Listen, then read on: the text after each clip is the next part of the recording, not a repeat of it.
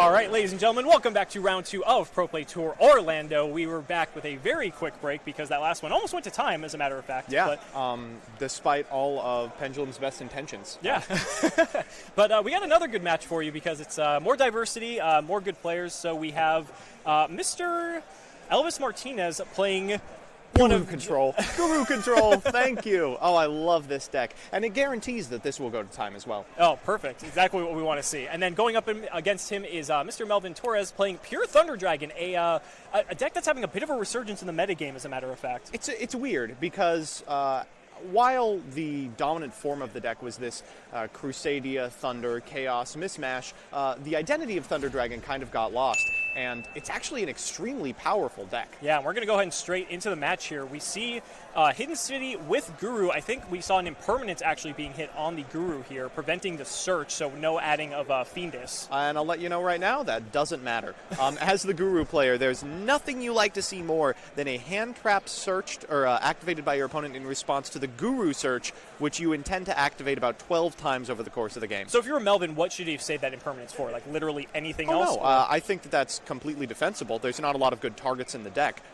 You're just happy when it happens from the Guru's perspective because it represents such an insignificant drop in the scheme of playable things. I think it's likely that Elvis probably has something like a Fiendus in hand. You usually open with Hidden City one of two of the pieces just because they're so prevalent. And ending on a board like this is fantastic. So Melvin opening the one copy of Gold Sark. Gotta love it, especially if you're playing Pure Thunder. Yeah. It's going to banish a copy of Roar. Roar will be able to trigger special summon one of the Thunder monsters straight out of the deck. Elvis, just want to double check which effect that the Roar is going to have. It's weird. People actually got worse at understanding how Thunder Dragons worked as it became more played because they were like, right, Thunder Dragons, that's the deck that floats in some capacity and then makes Guard Dragon links. Well, I think because with Danger Thunder being so prolific, I think people focused, like the Thunder Dragons were about 4 cards out of the deck that you basically were just making for Colossus fodder, if anything. So, Roar was not, it was great. You played like maybe one of it? Yeah, it was great to see Thunder Dragon being used for what Thunder Dragon used to be used for, which was like making your Graceful Charities better. It would make your Sekka's Lights better. Right. So we're going to see the summon of Dark off of that Roar here.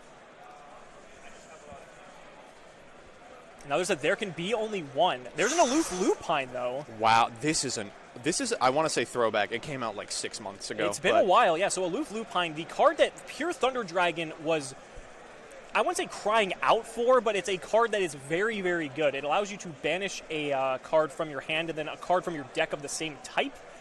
And we're going to see an impermanence on that. That could have been potentially, interesting. It's interesting, yeah, because now we're going to see Phoenix come down here, take out that there can be only one, so it's like, should he just save the impermanence for the Phoenix here? Well, if there is a Fiendus in hand, then in fact, it doesn't matter. Okay, so he's going to pitch a copy of Phantasma. You see, he's looking, but he's thinking about it. He gets to chain block, though, with the effect of Dark, so can Fiendus still negate if it's not being used in response? Ooh, that's a good question. No, it can't is the answer. So that would be another reason why and a quick look at Phoenix. Yeah, so that could have been another reason why to maybe save the impermanence, because impermanence does not care about whether something is chain blocked or not. I think that's something that Thunder Dragon is very strong at doing, is chain blocking effects like this. Since all of their graveyard material just floats, yeah. Right. There Can Be Only One is quite good against Thunder, but very frustrating when they finagle out exactly 2 monsters and can just link into a Fiend that they have no other use for. And it's not like he drew Battery Man Solar, right? It was specifically Aloof Lupine, which happens to not be a Thunder. I think it's the only normal summon in the deck that fits that description. Yeah, I think it's the only, So, still, 2 cards in hand. Not a terrible position to be in if you're Elvis. Frustrating that you can't use Hidden City's second effect. If you had a way to flip this Guru face down, either via Final Battle or Fiendus or any other Guru card on field allowing the quick effect to be used, we'd be speaking about a different game. But attacking the Guru here seems pretty broken.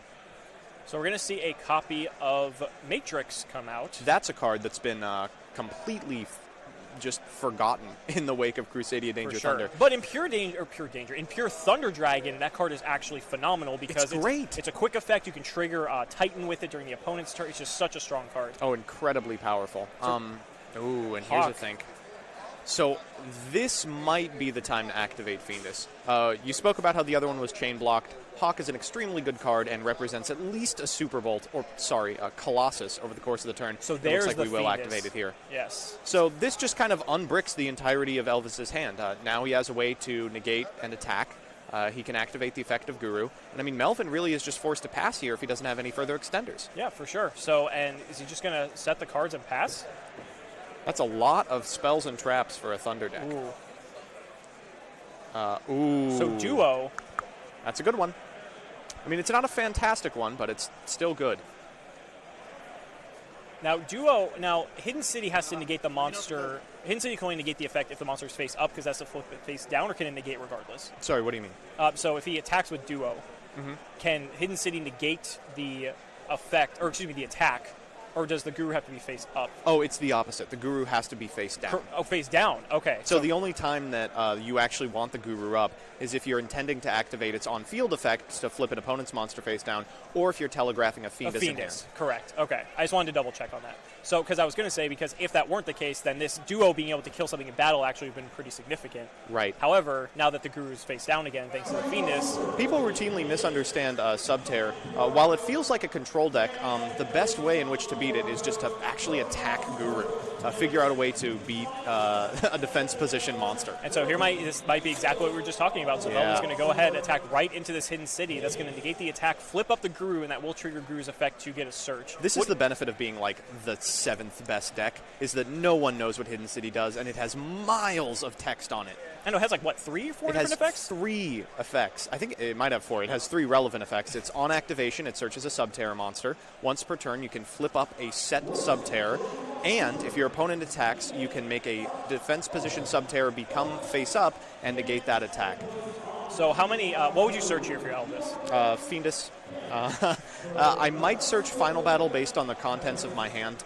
But Fiendus brings back Guru, which you can then activate the effect of Hidden City to flip back up and search a Final Battle on your turn. Now, was this a misplay potentially on Elvis's part here, or excuse me, on Melvin's part? Because could he attack with Phoenix into Guru first, then attack with Duo? Duo killed, and then Duo could have actually triggered because it killed something by battle. Right. Well, Duo's going to get to kill something by battle anyway, right? No, no, it's only once. This card's terrible. Yeah, likely was. Might have been a misstep. I think a better play here is actually just pass. You probably want to go into something like a Nightmare Unicorn to spin the Guru, and then you're in a complete winning position. Unless, your opponent has 2 Hidden Cities. Yeah, which, Hidden City, the fact that it's your Rhoda for the deck, can't complain. It's frustrating if you're in Melvin's seat because you think, ugh, if I just made Unicorn, I could have won this game. Then they activate a Hidden City, and you go, well, what was I going to do about that anyway? I was going to search here. So we already know. Okay, it's going to go Umastrix. I love this. Okay. Umastrix is a one-of in this deck. It's been cut. I think that cut is exceptionally silly. The 4th best Subterror. Yes. It's interesting because there are meta games in which Umastrix is terrible, but I don't think we're in one now. Thunder Dragon specifically is a deck that Guru wants the ability to activate something like Umastrix again.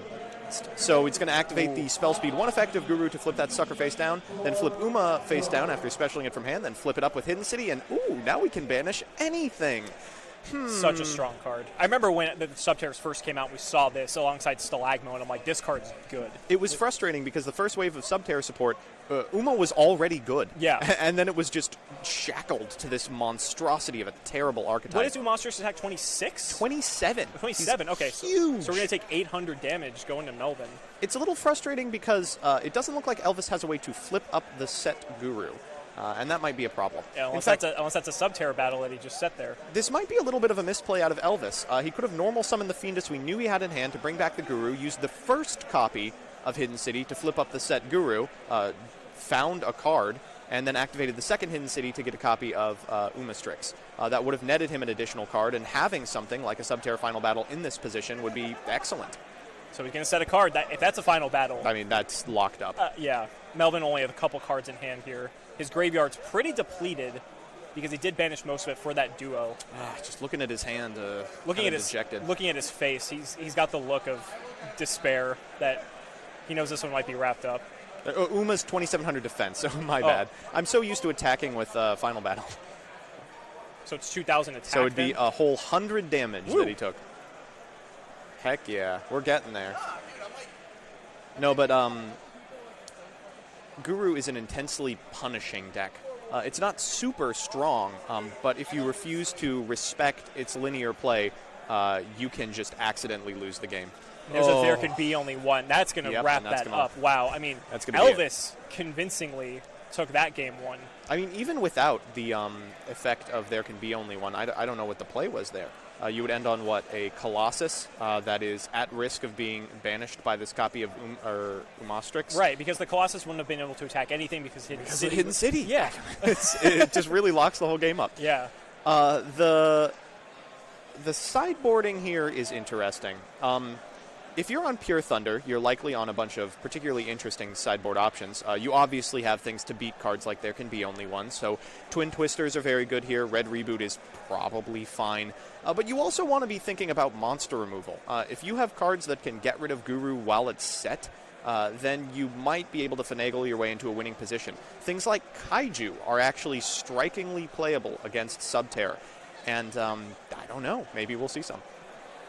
And then from Melvin's side, I mean, was that a Dimension Shifter? Oh, I think it was. Please tell me we're looking at the Dimension Shifter I mean, deck. okay, against Subterror, I mean, he's taking it out for sure. I definitely take it out against this deck. But, I mean, you know, from Melvin's perspective, playing Pure Thunder's game plan in the sideboard is much different than, say, Danger Thunder or any of the other decks that incorporate Thunder as just a small engine, because the deck is so self-sufficient in just being able to generate copies of Colossus and Titan so easily. So the rest of your cards can just be like good generic cards. You can play those hand traps. You can play the spell and trap removal. You can play it like a traditional Yu-Gi-Oh style deck. And not a feast or famine combo strategy. Sure, precisely. So from his perspective, we don't have the deck list for these two players. We only had them from the first round just because we were able to snag the deck list from the players. But, you know, from Pure Thunder's perspective, their sideboards are, I mean, it could be so generic. Against Guru, I mean, you are the Guru aficionado here. So what would be the best options for Melvin if he were to have them in his sideboard? What would he want to be putting in here? Extremely generic stuff. Twin Twisters is a heck of a card. Pankratops is quite good. It pops set things if you expect your opponent to go first, but that's unlikely to show up until game 3. You know, just normal cards. There's not really a secret to it. From Elvis's perspective, I think we're probably boarding into Floodgates. Things like Summon Limit are really potent in matchups like these. Called by the Grave occasionally isn't in the main, and it looks like Melvin may have forced Elvis to go first. Did he really? Oh, that'd be, wow. I don't know about that one. Was that a trap trick? It looked like a trap trick, and now... No, he's going first. Okay. Well, I hope that is a trap trick, because you know what it could be is an Eradicator Epidemic Virus. That would be... Melvin, of course, has a ton to take out. He's got things like Phantasmes that just do nothing in the matchup. So there's Colossus. And you know what? This might be good enough. Could be. He's going to use the effect of the Matrix, grab another copy of Matrix. Guru's clean outs to things like a single Colossus are Umastrix, period. And getting Umastrix is difficult when you can't add cards from your deck to your hand. Or if all your spells get wiped out with Eradicator. Yeah, that's pretty good, too.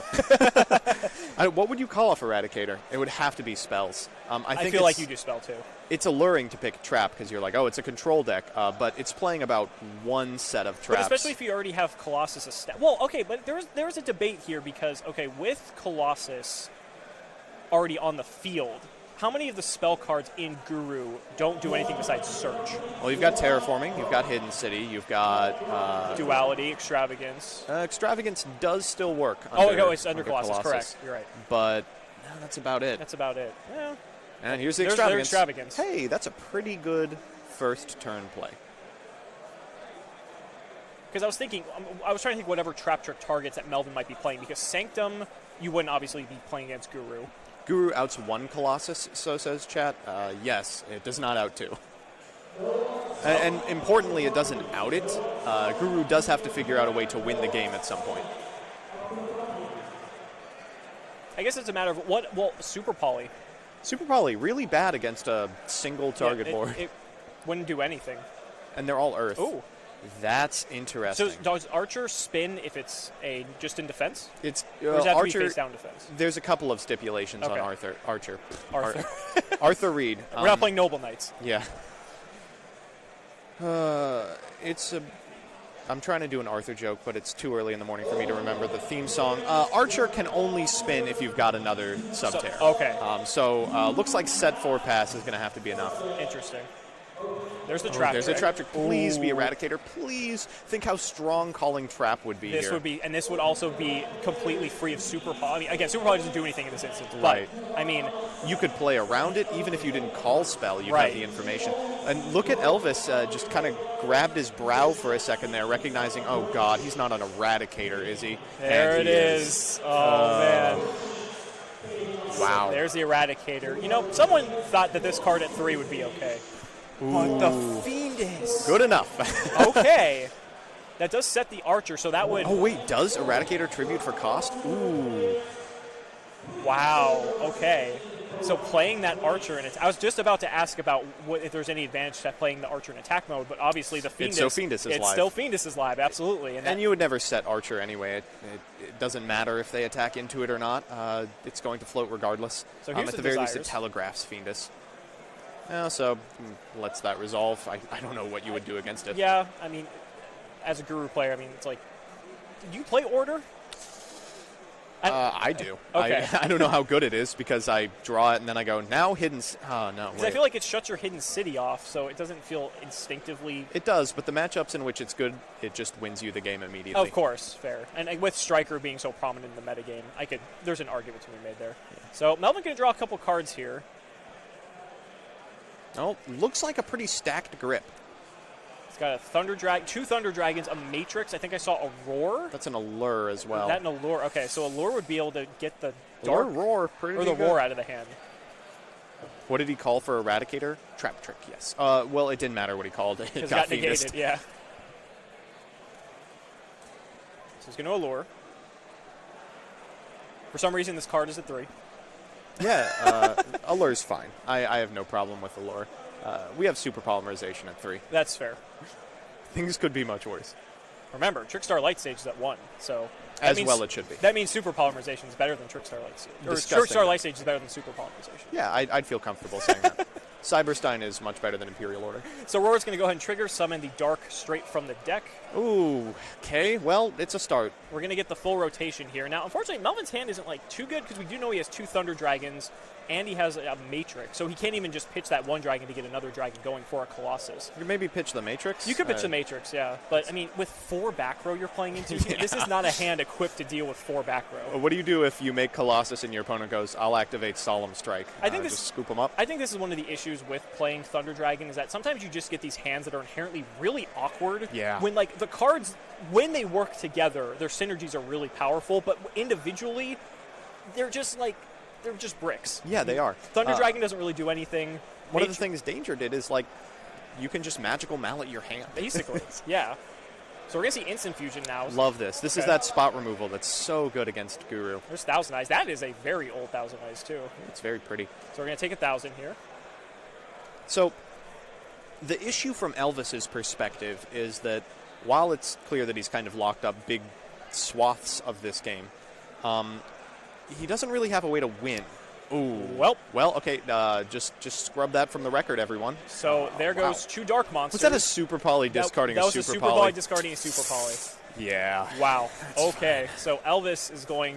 Elvis is. It's just a little chuckle at him. So here comes Starving Venom. You know, I don't know how good this is. It'll trigger Dark. It correct? will trigger Dark. That will get Hawk to hand. Hawk will then give him a discard outlet to then make Colossus live. If you're making Colossus here, you know, the effect of Starving Venom isn't that great. Yeah, but Colossus can't overrun a Venom. So you just got to believe. You got to activate the hand effective Matrix. What does it end up at? 31? That's enough. What's the Starving Venom at? 10,000. But yeah, outside of that play, without something like a Guru or a Fiendus for repeatable Guru specials from Graveyard, there's not really a ton that can be done here. So that's an answer. Going straight for Fusion. Just a really good card. So we can make Titan here. Titan is a very clean out to Starving Venom. 3,200 damage or attack. Excuse me. You can just pitch the Matrix, activate the effect. Eat it, they destroy your board, you banish a couple of cards, it's no big deal. He still has the Matrix in hand, too. Yeah. So here comes Fusion.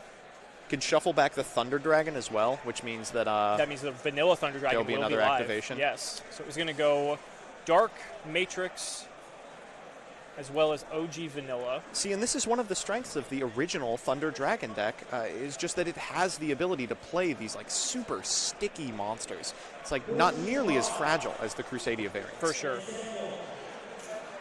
This is what, the backup to the backup to the backup plan for Melvin? We're going to have to see if this sticks, though. So Titan comes down. Well, there it is. Summoning a Titan into 3 back row isn't exactly the... It's not ideal, but there's not a lot that prevents Thunder Fusion from activating. Sure. It would have to be a Solemn Judgment on activation. You can't really strike this card. The floodgates, like there can be only one. Summon limit's obviously out of the equation already because he's Oh, yeah. already... Oh, but he has Calls. calls! That's a good one, but we can get pretty deep in chains here. So I imagine we'll see the activation of the Matrix here. I think, okay, so Melvin just wanting to take a quick read of Yeah, it's going to float. Archer. Yep. You're going to have to go for the Starving Venom.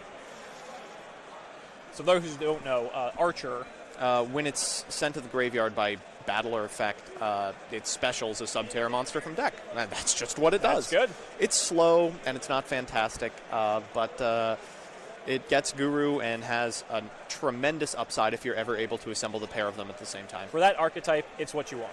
Yeah, it's good enough. So we're going to see a Chainlink 3 activation of the Matrix here. So, Thunder Dragon Titan, one of the very few cards remaining in the metagame that can miss timing. So if Elvis activates something here, that effect isn't going to be able to activate. Yes. He will not lose anything. So Elvis just taking a second to think. He looks like he's going to let it resolve. Okay, so Titan's going to trigger. I don't think he's very unhappy about letting it resolve, right? What does he lose here? The monster that effectively just equals a removal spell from a couple of super polymerizations? Yeah, I mean, I think if you're Elvis, and granted, we don't know what his other 2 back row are. Right. So, I mean, at this point, Melvin's depleted a large number of his resources, and for all we know, Elvis could have another Compulse in his back row. Yeah. Okay, so he's going to target the Starving Venom. He's completely fine throwing that away. Yep. And That's he'll gonna- shuffle back that copy of Titan. Yes. See, but now Elvis is on a clock. I assume Melvin, because there's space in his deck as he's playing Pure Thunder, is going to be able to banish that fusion next turn for a Danko. And we kind of have to worry about that. So play goes back to Elvis. He's going to draw for turn here. We're going to flip Archer up. We're going to swing. Archer is... Hidden City can miss timing as well. Hidden City can miss timing on activation. Almost all field spells can miss timing on activation. Archer 17? 16. 16. Same as Guru. But look, without Guru, the deck just kind of sucks. It's just bad in Spectre border. Play goes back to Melvin now. Now, Melvin not in the worst of situations. Thunder Dragon Fusion is in the graveyard, so he does get a search It's time here. to find us a Danko, I think. All we need is what? A way to prevent this Archer from floating, and the game's all the way locked up? The question is, this is game 2. Presumably he brought in the Denkos. Even though he was going first, I feel like you would at least have just a single... Well, Pure Thunder can play Danko in the main. Yeah, exactly. I mean, it's just a one-of, and you can get rid of it for a Colossus if you're so pressed. For those of you asking for a True Draco feature match, tell your True Draco friends to top. We almost had one before the repair. We did. I will reveal that. Yeah. We spared you from it. You're welcome, chat. Don't say we don't do anything for you. All right, so we are going to see There's Roar. Roar come out. And There can be only one. It's not fantastic here. Roar is still a monster. Roar is 2,400 attack, I believe. Yeah. And it looks like we're going to see the fusion now. I'm curious to see what he grabs. So he's already used a Hawk effect because he resurrected the Roar. Can we just see the Danko? Can we see the Danko, and can you express regret for not searching it first?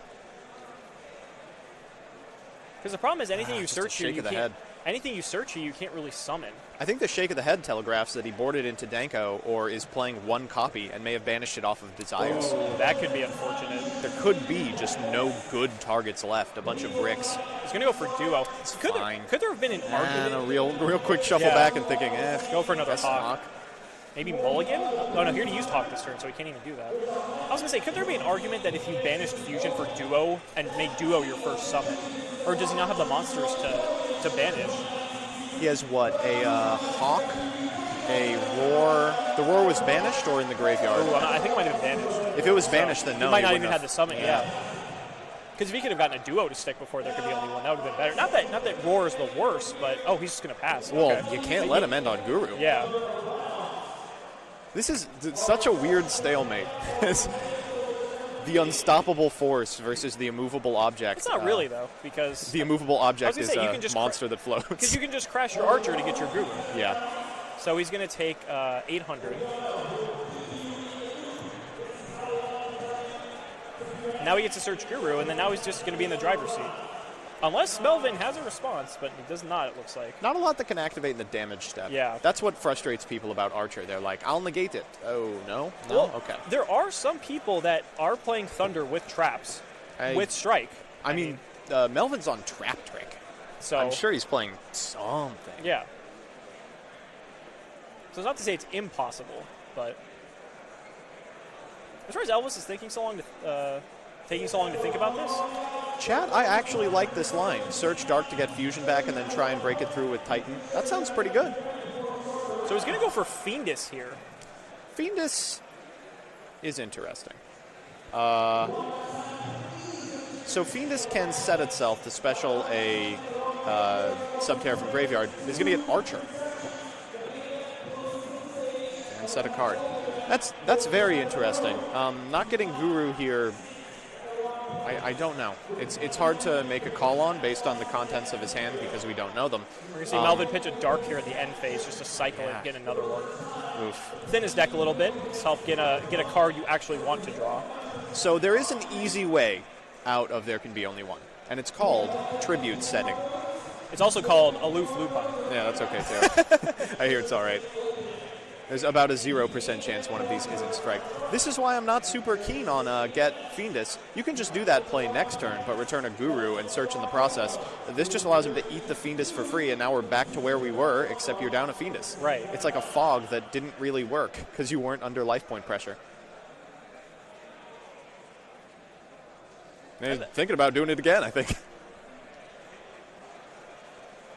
I mean, at this point, Elvis has got he's got a pretty firm grip on the control of this game. So maybe he was just thinking he has more time, but again, I agree. He didn't, gain anything out of that exchange, where Guru would have started getting him net positive results. Right. And he's just going to pass. Yeah, just and see here. kind of frustrating. Yeah. Melvin is in this position where clearly he has hand traps in the hand. You know, there's cards that haven't been activated for about 18 turns. So Elvis has to find almost exactly Guru because Hidden City likely won't do it. And it's just going to be an issue of forcing a negation from Elvis or finding a way to prevent this Archer from floating once. One thing players both have to be cognizant of, but is that time is getting a little bit close here. If you're Melvin, you got to start playing faster. Yeah, Elvis does not care about running the clock down at all because he's already won a game. Will set pass for 4 turns. Yeah, he will. As a Guru player, I feel like you have to be comfortable knowing your games are going to go long. Mm-hmm. For sure. And again, if you've already won a game, you are in no hurry to go to game 3. Like if you're Melvin, you should be using your opponent's turn to understand what your outs to this board are and how you'll navigate them, so that when it comes to your turn, you can either execute those outs or just pass it back immediately. So why do you think Elvis is choosing not to go to Guru? Well, in this position, I'm not exactly sure. He's thinking real quick about, we're going to attack position. So now we might... Nope. We have hard drawn a Guru. Okay, so... All right, so we can set down this copy of Roar. We have like a Hidden City or something? What's the play here? It doesn't shuffle unless, you have another Subterra.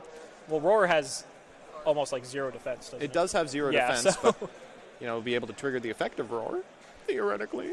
I don't know if there's targets left. I was going to say, unless Elvis has... He's got a 7-card hand. Now he's going to let it go. Okay. All right, sure.